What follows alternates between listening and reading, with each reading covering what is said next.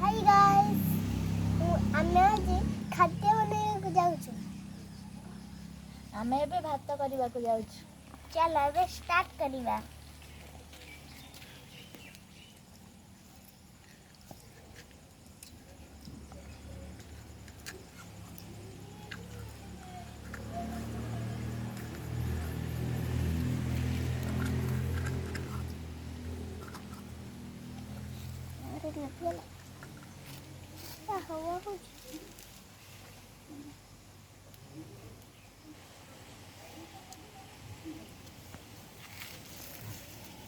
चल ଏବେ ଭାତ ଆଉ କିଛି ସମୟରେ ହେଇଯିବ। ଏଇ ଦେଖ ଏଠି ମୁଁ ତରକାରୀ କରିବା ପାଇଁ ଛୁଇଁ ଆଉ ଏମିତି ସବୁ କାଟୁଛି।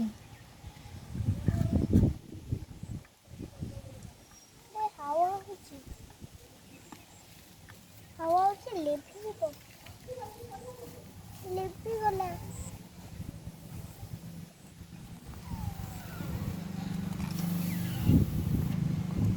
ଚାଳରେ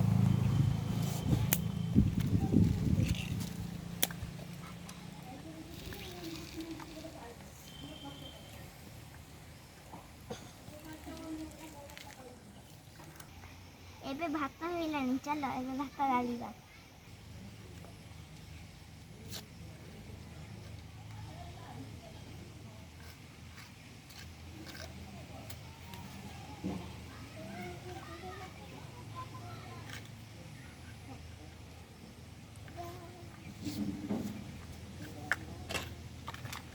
ଭାତ ଆସିଗଲା ଗରମ ଗରମ।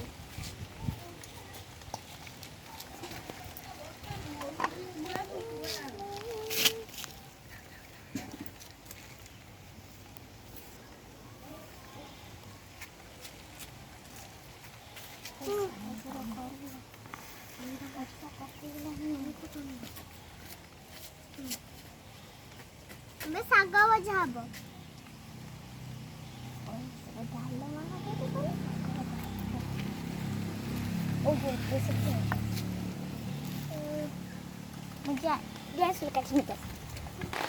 ଦେଖ ଏବେ ଡାଲି ହେଉଛି। ଡାଲି ଟିକେ ଶୀଘ୍ର କର। ପୁଣି ଆମ ଝିଅ ପୁଅଙ୍କୁ ଖାଇବାର ଅଛି।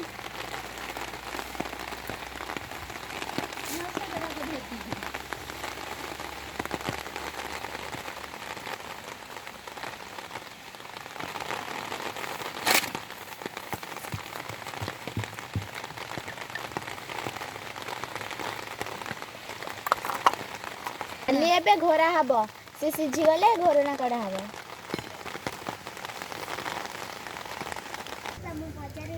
ଡାଲମା ଆମର ସିଝିଗଲାଣି। ଏବେ ଦେଖିବା।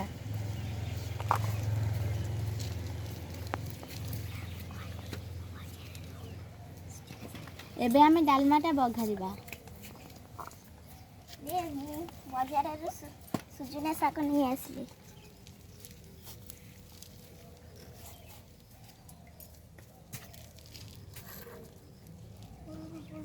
अरे ताको तोड़ेनु मैं ताको बाछी देबा।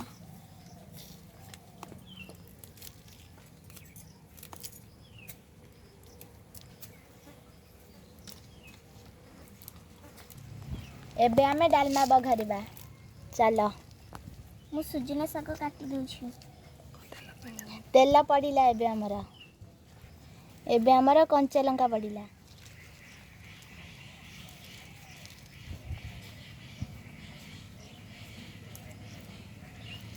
ଏବେ କଞ୍ଚା ଲଙ୍କା ଟିକେ ଲାଲ ପଡ଼ିଗଲେ ଆମେ ରସୁଣ ପକାଇଦେବା।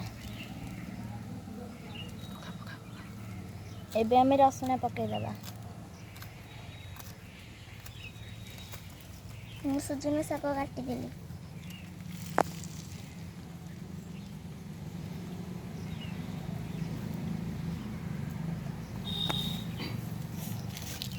ଏବେ ଆମର ଡାଲମାଟା ଢଳା ହବ।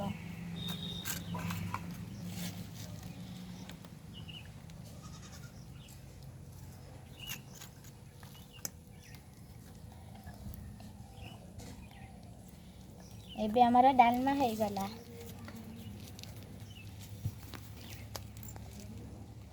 ବେକୁ ଗଲା ହବ ଟିକେ ଫୁଟି ଯାଉ।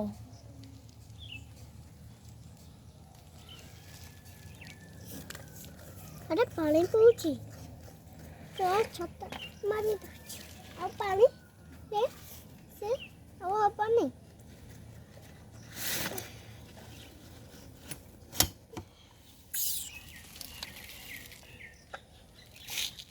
ଟିକେ ଫୁଟିଯାଉ। ଏବେ ଆମେ ଡାଲମାଟାକୁ ଘୋରେଇ ଦେଲେ ସେ ଟିକେ ଫୁଟିଗଲେ ଆମେ ତାକୁ ଓହ୍ଲେଇଦେବା।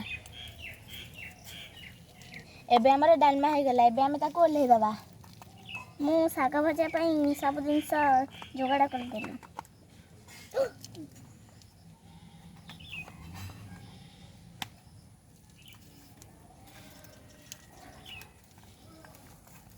ଏବେ ଆମର କ'ଣ ହବ? ଶାଗ ଭଜା ହବ। ଏବେ ଶାଗ ଭଜା ହବ। ଗରମ ପକା ତା ଦେହରେ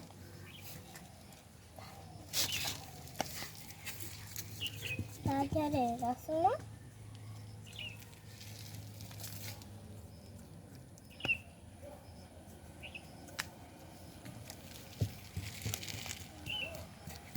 ଏବେ ଲୁଣ ପକେଇବି। ଏବେ ଆମର ଇଏ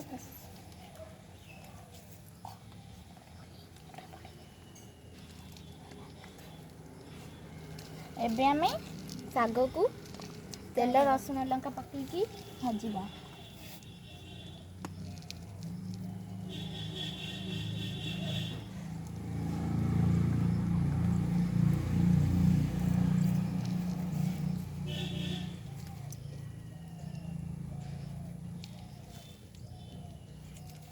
ଏବେ ରସୁଣ ପଡ଼ିବ।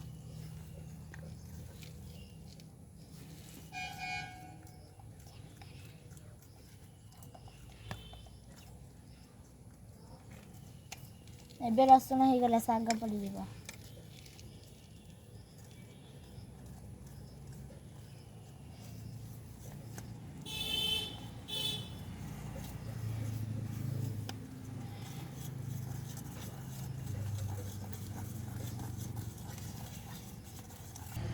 ଏବେ ଆମର ଶାଗ ହେଇଗଲା। ଚାଲ ଏବେ ଆମେ ଖାଇବାକୁ ଦେବା।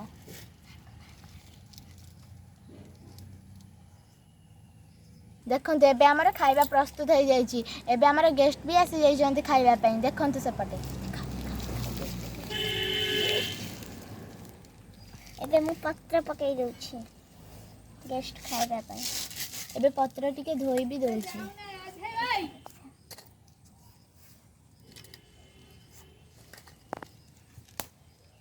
ଗେଷ୍ଟ ଆସନ୍ତୁ ଆପଣ ବସନ୍ତୁ। ଆଉ କେଠିକି ଦେ। ଏବେ ଶୀଘ୍ର ଶୀଘ୍ର ପାଠିଲୁ ଗେଷ୍ଟ କଲା।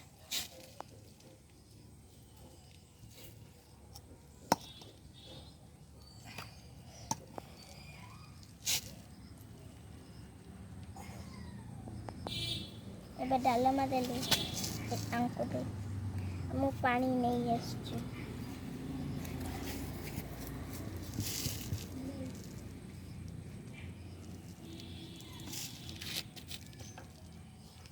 ଏବେ ଶାଗ ଭଜା ଦିଆହେଲା।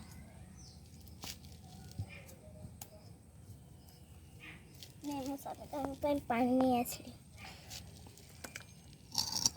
ମାଛରେ ଥୋଇଛି ସମସ୍ତେ ଖାଇବ। ଏବେ ଖାଅ ଆଉ ଘରକୁ ଯାଅ। Bye bye. Bye bye.